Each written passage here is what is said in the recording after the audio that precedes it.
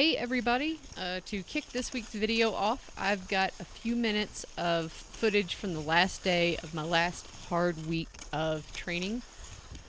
This was a tough end to a training block because it was a couple of reasons. One, the weather took kind of a bad turn. It snowed on Friday and then it rained on Friday, and then Friday night it froze really hard and the wind picked up Friday night, and all day on Saturday it was blowing 30 to 40 miles an hour or so. Super hard. It was really cold. There were single digit wind chills all day on Saturday, so I needed to do 6 hours of base training that day. So what I decided to do was kind of a winter triathlon. There's a good little Nordic track in my neighborhood.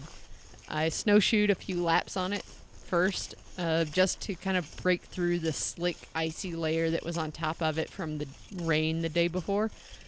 Churn up the snow just a little, which isn't necessarily ideal for Nordic skiing, but it's way better than a layer of ice on top. So, snowshoed for a few hours, skied for about an hour and a half, and then I came home, changed clothes, and hopped on the trainer and rode the trainer for about 45 minutes. So that was my last day of my hard training block on Saturday.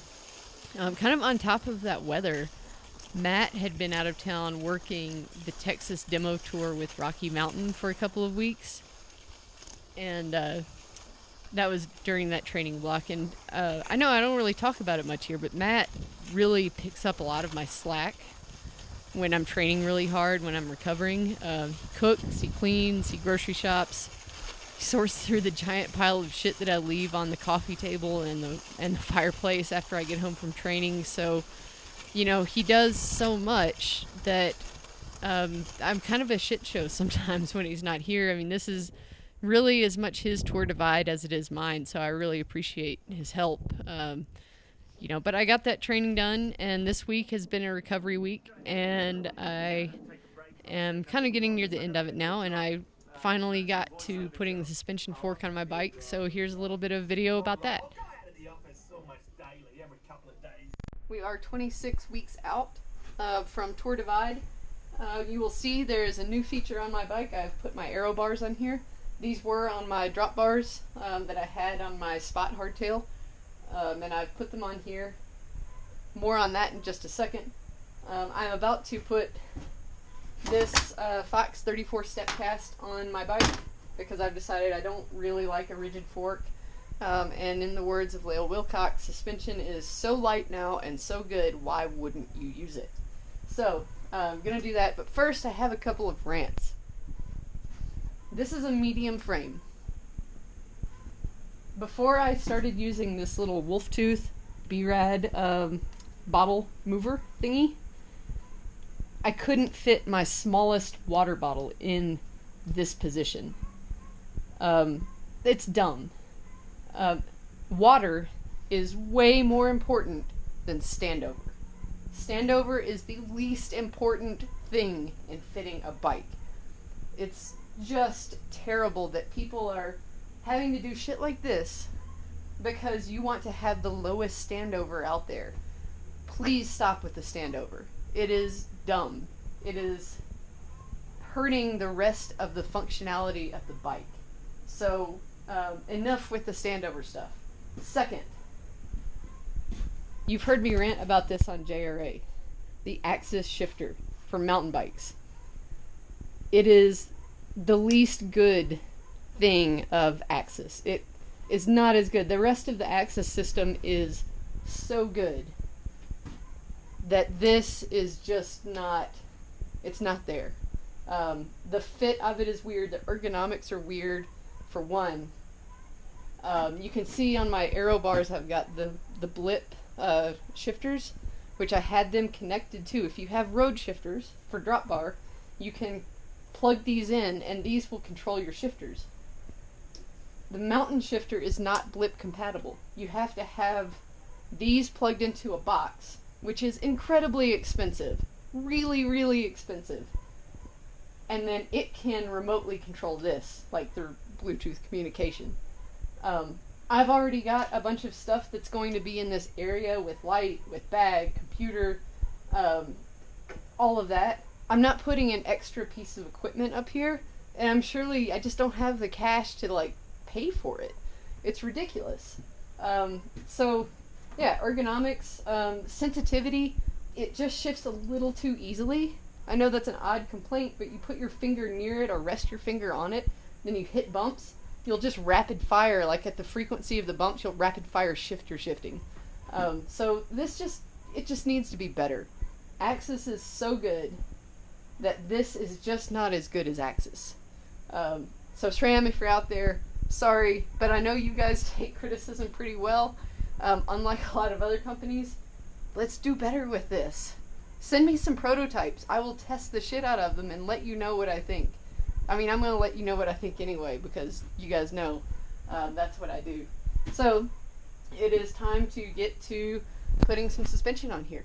I just wanted to add on really quick to my last rant. I know people are going to comment, no one's using blips on their mountain bike except for you, Andrea, because you're doing Tour Divide like that. Well, that's not true. If you take a look at Kate Courtney on the World Cup circuit, she is using a blip box controller on her bike because she is using blip on her bike. So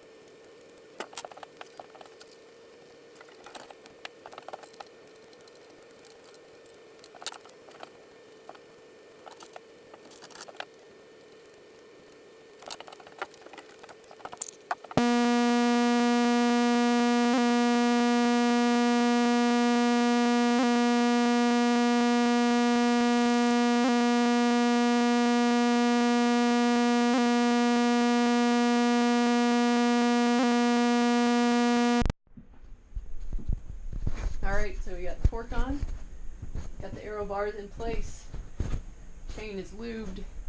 It is time to get out for a recovery ride. As you can see,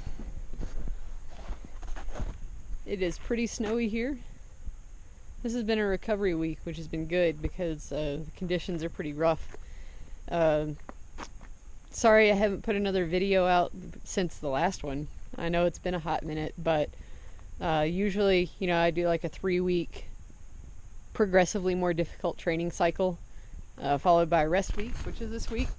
And that last week of a training cycle it's pretty rough. I mean, I get through it and I feel good, but you know, I don't necessarily have the energy to take a camera with me, talk to it, edit a video, whatever. So yeah, we're gonna go out to Turkey Rock. A friend of mine who rides Trials Motos, he wanted to know if Turkey Rock was melted off, so I told him I would go out for a ride today. I need to do an hour recovery ride anyway, so I'm gonna head out there and check it out.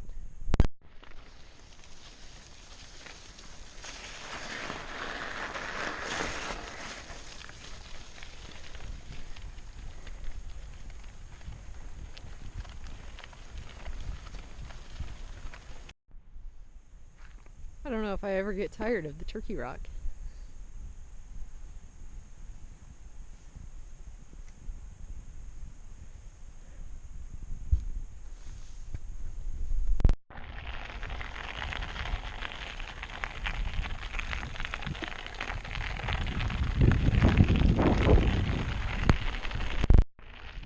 The cow to human ratio on this ride has been very high.